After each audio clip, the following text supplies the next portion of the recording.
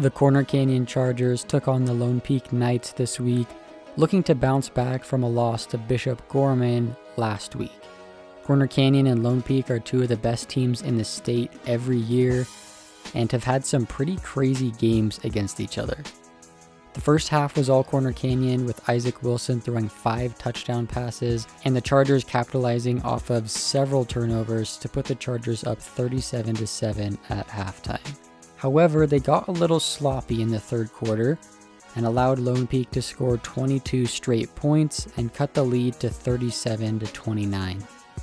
There were multiple turnovers, including a muffed kickoff return and the first interception of the season by Isaac, and the Knights took advantage.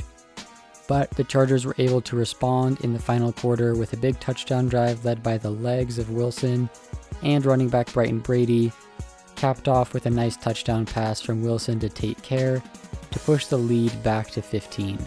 Isaac threw his second interception of the game in the fourth quarter, but the defense stepped up and got a pick six that would end up sealing the victory. So it was a game that was reminiscent of last year's game against Lehigh, where Corner Canyon led 24-0 at halftime and then ended up losing 25-24. I think they got a little cocky with a big lead in the second half, and so they let Lone Peak back in the game.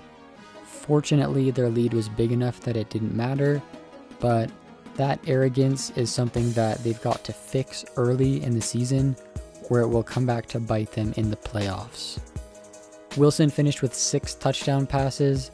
He had 2 to Tate Kerr, 2 to Boston Snow, 1 to Cash Dillon, and 1 to Brighton Brady.